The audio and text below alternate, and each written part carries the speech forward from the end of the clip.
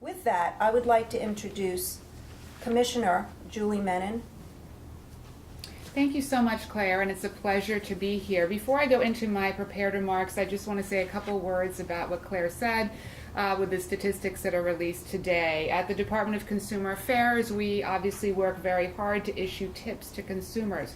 We want consumers to be as educated as possible. So the good news is that we see that complaints are indeed going down. Couple words about automotive complaints going up. That is very interesting because one of the issues in terms of consumer protection that we are very focused on at the Department of Consumer Affairs is a used car industry which we license. There are 860 used car dealers in New York, and we license them, and we have begun a number of very active, aggressive investigations against the used car industry for putting recalled cars back on the market.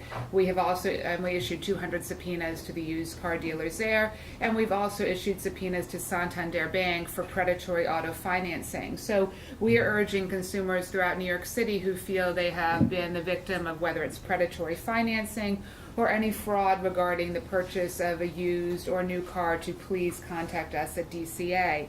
I first of all want to thank Claire and the Better Business Bureau and the other speakers today for convening all of us here today and for the great work they do in protecting the public. One of the things that we're very proud about at DCA is we are actually the oldest municipal consumer protection agency in the country.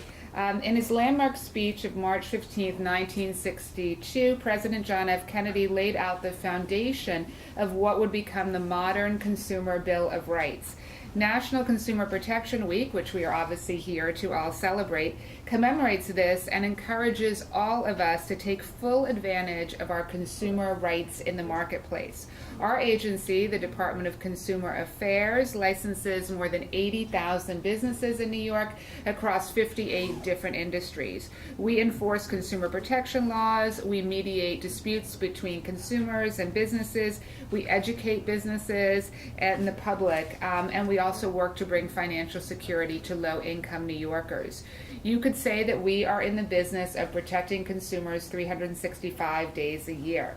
But this week in particular, we hope to educate the public about some of the ways companies and individuals may try to take advantage of them. Scams are certainly ever evolving as criminals try to stay one step ahead of consumers. So today, the Department of Consumer Affairs has issued a list of the 10 worst scams we are seeing. You can find this list, tips to prevent scams, and many other important and helpful pieces of information on our website, which is nyc.gov/consumers. But this morning, I want to mention 3 of the very worst scams that are being perpetrated today against New Yorkers. So here we go. Employment agency scams.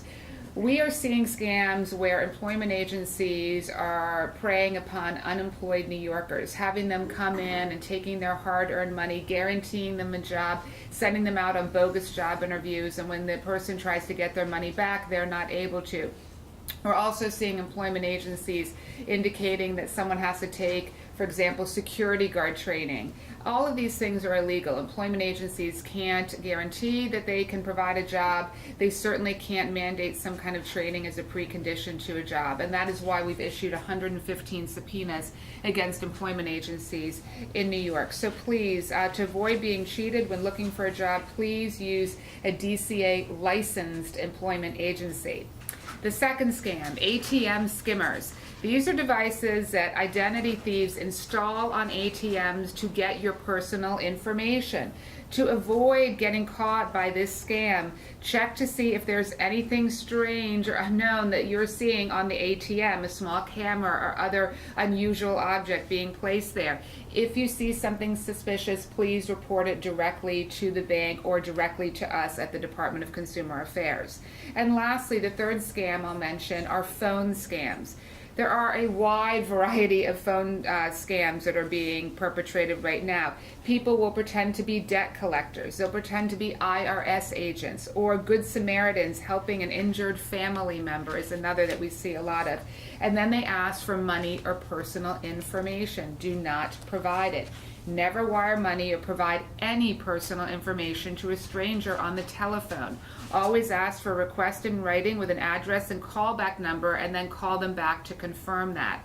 Last year, we received 21,000 consumer complaints in total across all different categories, and we secured more than $4.6 million in restitution.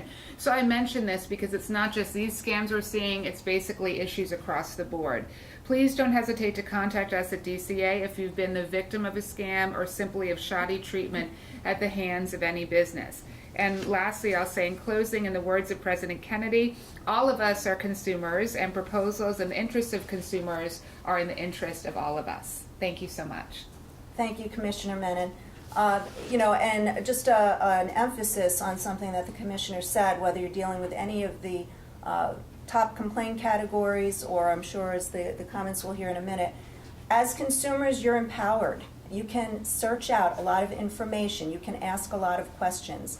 So by the time you've done your homework, anything dealing with disclosure, transparency, these are issues that you will have been able to search out on your own. So hopefully you won't run into scams and you won't run into situations where you have to have complaints.